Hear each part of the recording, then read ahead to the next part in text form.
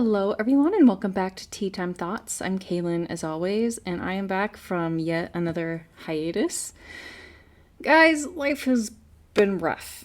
If I am the Library of Alexandria, life is the match that accidentally got left underneath one of the shelves. You can skip ahead like 30 seconds or something if you don't want to hear the full story, but I just feel the need to explain myself. Here's the Skippy. I had to move flats, and that was honestly a nightmare.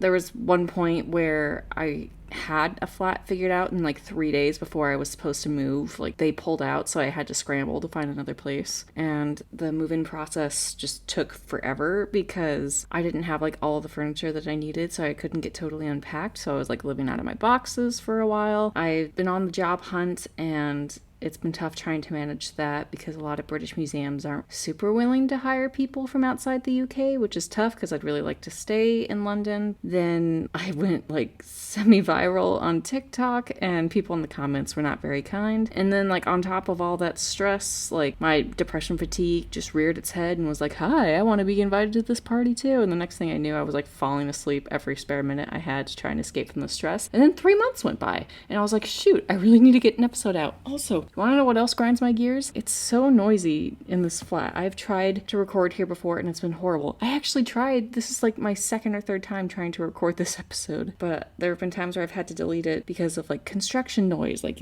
there would be music just that would get picked up. You can probably hear traffic noises outside right now, but I was like, you know what? No more excuses. We're just gonna go for it. But there is a positive spin to this. I have finally unpacked all of my boxes. I recently got a job offer, and I'm sure that the future has something good in store for me. And, with job money too, maybe I could even look into getting a better microphone or something. So we'll see. You know what? Life may be stressful sometimes, but now I get to be back with all of you lovely people. And you know what? No matter how bad my life gets, I know I still have it so much better than anybody who had to live during the Middle Ages. And there's our segue for today.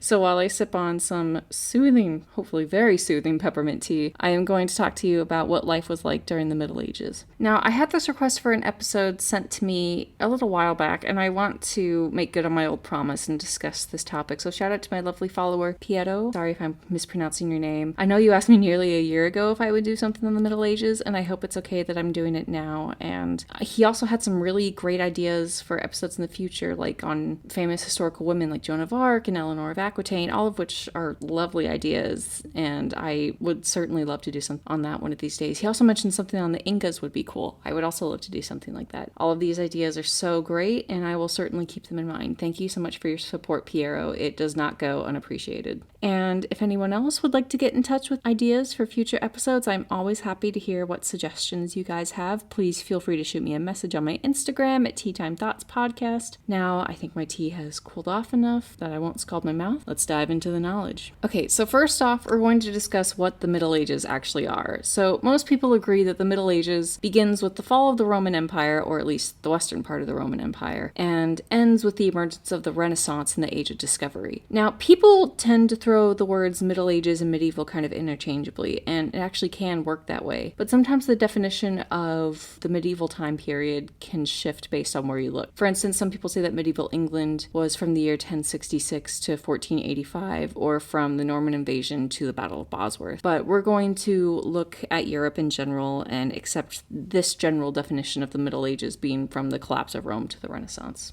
Now, another thing to bear in mind is that a lot of people tend to view the Middle Ages as the Dark Ages. People claim that this is the case because they think that there wasn't a lot of innovation or invention during this time, and that the people throughout Europe didn't really progress all that much from the time of ancient Rome. And I think a lot of people view the time from the Black Plague as sort of a hallmark for what the Middle Ages stand for, and therefore they call it the Dark Ages. And we really tend to praise the Renaissance as this time of education and discovery and art, so the Middle Ages tend to seem dark in comparison. But when we actually look at the Middle Ages, we can see how things did actually change and develop over these centuries, and ultimately they do play a key role in the creation of our modern age. However, the Dark Ages, as we used to call it, refer more specifically to around the time of the year 500 CE to 1000 CE. But as we've said before, historians have been straying away from this particular phrasing and referring to it instead sometimes as the migration period, or as the early early Middle Ages. The migration period tends to have been agreed upon as having taken place from either 500 to 1000 or 300 to 800, and it has to do with the invasions of various non-Roman groups such as the Huns, the Franks, the Goths, the early Slavs, and more. Because there are such widespread invasions, we start to see a bit of a decrease when it comes to trade, and because of this we also see a decline in population in urban areas and more of a focus on village life that is more local and more centralized. Capitalism slows during the Middle Ages for a variety of reasons. Some accredit this to the Old Testament teaching no usury practices and not to take advantage of your neighbor. European trade routes were also not as extensive as Asian or Islamic trade routes during this time, but things were still being invented and created. Throughout Europe during the Middle Ages, new technologies were developed, particularly by those who worked in the fields such as farmers and serfs. These technologies would include the padded horse collar, the iron plow, and iron horseshoes. The padding on the horse collar distributed the weight, which allowed the horse to plow for longer. The iron plow would cut deeper and turn over more soil and therefore expose it to oxygen. And as bigger horses were used, traction was needed as they plowed, and thus the horseshoes were used. These technological improvements made it possible for the horse to pull the plow. The stronger plow resulted in improved crop yields, and the horseshoes gave the horses traction and allowed them to plow for longer. And since all this allowed for more harvesting in a shorter amount of time, population of Europe would again increase when we eventually reached the High Middle Ages. So the increase of villages would play a key role in the rise of feudalism. Feudalism is this sort of caste system that existed in the Middle Ages, and it sets the tone for social, political, and economic life. The general idea of feudalism revolves around three main factors. You have your lords, your vassals, and your fiefs. There's the lord or noble who holds the land and who grants it to a vassal in exchange for some kind of loyalty. Like, think of a king who grants a lord land, but whenever the king goes to war, the lord has to fight for the king. Then the vassal receives the land, which is known as a fief, but the vassal needs somebody to work the land, so that's where peasants come into play. Now, the peasant class doesn't really get its own category when it comes to feudalism, but they're basically the backbone of the whole system. Peasants could either be free or unfree laborers or serfs. Peasants and serfs, in addition to working the land, would be likely to pay some sort of tax to the vassal of the land in exchange for the work. They were usually promised protection or the ability to live on the land, but it was still common for the peasants and serfs to be mistreated in this system. Some peasants had to give up their grain rations if they used the lord's mill, and some weren't even allowed to collect firewood on the land. Needless to say, the peasants were getting the short end of the stick, or they would if they were allowed to collect it. The three social orders were the three main groups of society: the laborers, the peasant class, or those who didn't fit into the other two categories, and the priests and the people of the church and those who protected the kingdom. The Anglo-Saxon monk Alfric, who lived from 1955 to 1010, popularized this idea when he defined Christian society as a throne with three legs: the peasant class, the laboratores, the ones who communicate with God, the oratores, and the governors, military and soldiers, or the bellatores. This system of society became common throughout the High Middle Ages in Christian societies, because each leg in society would contribute to it as a whole by promoting Christianity and upholding the kingdom. It was particularly important that there were three because it holds significance in Christendom. For instance, Christ rising after 3 days, the Holy Trinity, etc. This would provide equilibrium. This would also establish a class system, or a system that would prove difficult to work past since it provided lifelong careers and standings for people within the classes. It also provided an order to society as well as a structure. However, when we enter the High Middle Ages, we start to see a stark difference from the beginning of the Middle Ages. For instance, the population starts to increase as well as the amount of cities that sprout up throughout Europe. Because the population increased, the demand for goods increased as well, which led the economy to improve greatly. There were also notably less invasions, and we start to see the emergence of universities, such as the University of Oxford, Paris, Cambridge, and more. During this time, the Catholic Church was also extending its reach into formerly Islamic territories through the Crusades. Capitalism also became more acceptable as Christian bankers funded the Crusades, which created demand for goods and the trade networks necessary for those goods. The only downside is that when we reach the late Middle Ages, these trade networks are also what become the transportation method for the Black Plague in 1347. So the late Middle Ages in general have a lot of different conflicts, such as the 100 Years' War, the Western Schism, and the Peasants' Revolt. However, we eventually start to travel away from the Middle Ages with the beginning of the Renaissance and the Protestant Reformation. Anyway, so now that you have an idea of what the Middle Ages were like, we're going to get more specific and talk about what life was like during the Middle Ages themselves. And I'll get into that after this. Support comes from the History's Train Wrecks podcast that focuses on stories like a temper tantrum that changed history, the president who promised not to run again and regretted it for the rest of his life,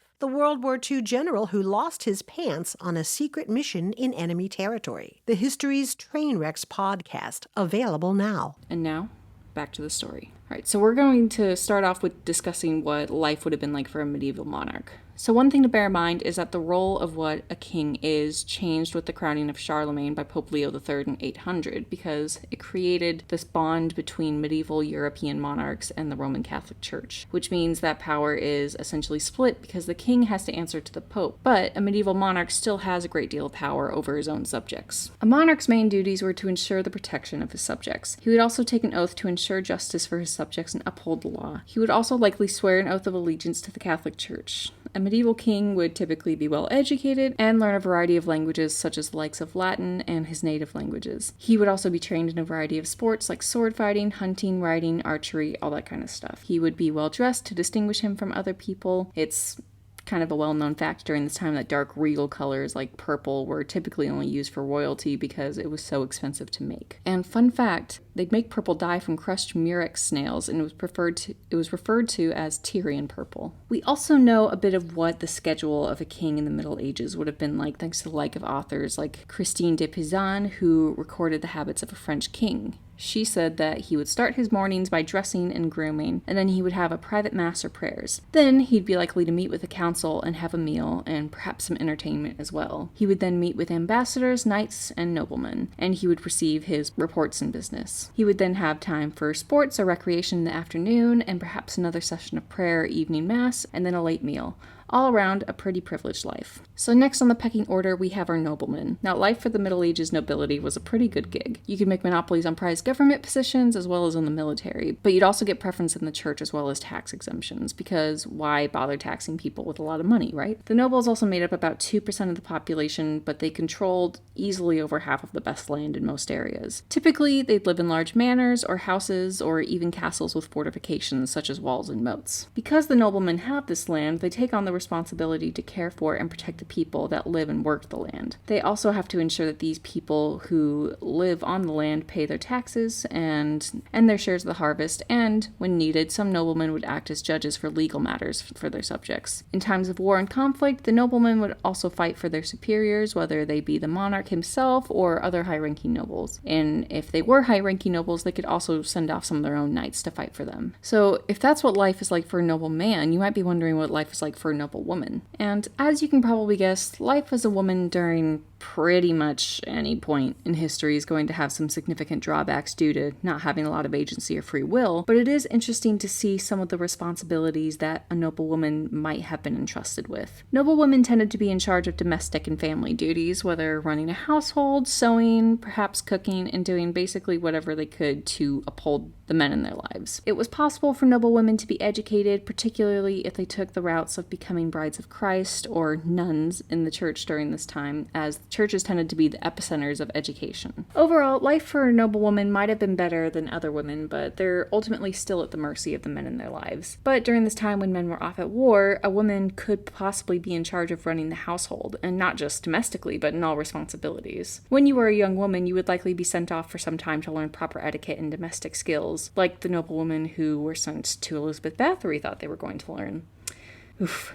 Once those skills were acquired and a woman had reached the ripe old age of 12, she could then be married off to somebody almost always not of her own choosing, and it was expected that she would fall pregnant anywhere from 4 to 8 times in her life. But of course, childbirth was dangerous for both the mother and the children, and it wasn't uncommon for births to end in tragedy, either the losing of the mother, the child, or both. Regardless of your status, you were still subject to nature and its diseases and hardships. So if you aren't a nobleman, but you do have some sort of skill, perhaps you'd fall somewhere into the merchant class, or perhaps you'd be a knight. For a man in the merchant class, his childhood would be considered over when he left home to enter the workforce by joining a guild or starting an apprenticeship. Those in the merchant class had a particular skill at which they became masters of. Think of something like a blacksmith or a tanner. Now, in order to take on a merchant position, you would likely have to live in somewhat of a more populated town as opposed to a village. You might have a similar sort of training or upbringing if you're striving to become a knight. You have to know somebody to have that sort of career path, and then you have to be taken in as a page, or basically a servant for a noble. Then you'd become a squire after about 7 years of service. As a squire, you would look after the knight who acted as your lord, and you would develop your own skills to become a warrior. Then, in your early 20s or so, you could be officially knighted, or if you fought in battle and proved your valor, you could be knighted on the spot. And women in the town can't be apprentices or members of guilds. Most women in town town who do have a career will work as housekeepers or maids, but they also can't own their own property or conduct business, and they have virtually no economic or political power. So what about those who are very religious and dedicate their lives to God? So one thing to bear in mind during the Middle Ages is that even though there are all these changes throughout Europe, Christianity has become something of a common ground for people throughout Europe. In fact, they don't necessarily view themselves as Europeans, but rather as members of the body of Christ. And the Middle Ages view of life is that God is perfect and man is wretched. Evil is part of the human personality, but humanity can be saved by God. They believe that there's a hierarchy in everything in the universe with God on top, and communication trickles from God down to mankind. And man can become perfect, but it's only through God. Nothing can be understood apart from God's revelation. If you're miserable, then that comes from disobedience and sin, and there's this emphasis on geocentrism and everything in the universe is finite. Ultimately, your goal is salvation. And this is reflected in the works of the time period, such as Augustine's Confessions and the City of God, which he wrote to help people come unto Christ. The gist of that was men ultimately had no business improving their lives. They argued for faith over reason, and education was only for the elite. Because of this, there are very few religious minorities and virtually no diversity in religion because it's not tolerated. So because religion is so widespread, about 2 to 4% of the population is made up of members of the clergy. And what's interesting is that the lifestyle of the clergy has its roots from Egypt and Syria, who during the 3rd century, in which some Christians had to live quiet, hermetic lives dedicated to God, they would be secluded from society in order to avoid the persecution of Christians that was widespread prior to the fall of Rome. After the fall of Rome, and as monasteries began to spread across the Byzantine Empire, or what was considered basically the eastern part of the Roman Empire, Saint Benedict of Nursia developed a set of guidelines which people began to establish as the basic for monastical life. The idea was that monastic fellows should try and live relatively simple lives that were unburdened by a great deal of possessions. The monks would refer to each other as brothers and keep similar schedules filled with prayer, sermons, and other duties. Monks were primarily responsible for preserving precious materials and spreading education as well. Because of this, many original documents from Roman Greece were copied by monks throughout the centuries. So whenever that TikToker Momlennial tries to tell you that we have no primary sources from ancient Rome and that Rome is not real, here's another fact you can use to disprove her. Sorry, I shouldn't call out Momlennial like that.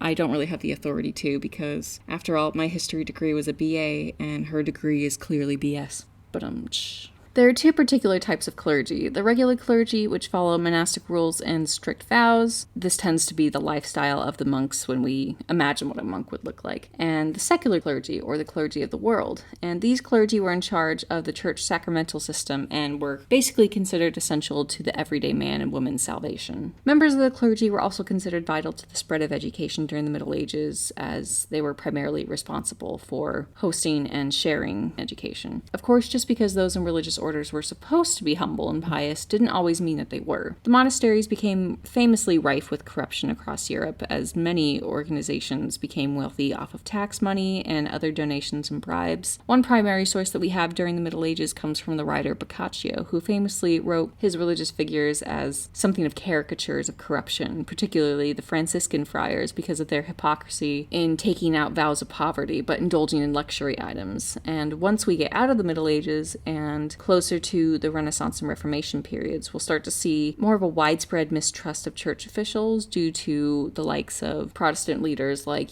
Jan Hus, William Tyndale, Martin Luther, and more. Now, getting into the majority of the population, but also perhaps the most overlooked part of the population, we are going to talk about the peasant class. If you were a peasant, your life would mainly revolve around tending to your land, usually using a 3-field system. With this system, you would divide your land into 3 sections, where 2/3 of the land would be occupied at a given time, while the 3rd field would lay fallow, and you would rotate the system in thirds. And this was actually an improvement on the Roman 2-field system that was used, so there could be more of a wider variety of the crops that would be made. And this would allow for more variety in the diet, but honestly, the variety wasn't that different. If you were a peasant, life was going to be pretty bleak and pretty repetitive. You would live in a windowless hut with dirt floors and wear homespun clothing. You were at an especially high risk for disease, and you would work long, brutal days of physical labor. labor. You would also have to pay fees to do things like use mills or breed livestock, and each family would have to pay around a third of their harvest to their landlords, priests, and collectors. So if there wasn't enough left over for your family to survive, after paying off all these taxes, your only true alternative was to go hungry, and many people did starve to death because of this. A peasant's three main responsibilities would be planting food, keeping livestock, and creating textile materials. And when it comes to the individual roles of the peasant family, the role of the man was to work in the field, gather wood, repair equipment, while women would help plow, spread manure, weed, reap, thresh, haul water, get kindling, garden, tend to animals, feed kids, cook, sweep, tend fires, do laundry, make clothes, sell butter and cheese, etc. If you were a peasant child, then you would help basically as soon as possible. When you're old enough to start carrying things or to start walking around, then there were ways to make yourself useful. And the thing is too, is that this sort of way of life, though it would change with the varying technologies that are developed, for someone who lived in the peasant class, it would still be very similar to this throughout the centuries. And in many places, this isn't too far off from what the way of life is like. So we need to be able to stop and appreciate how lucky we are and consider the privileges that we do have, because we are very lucky.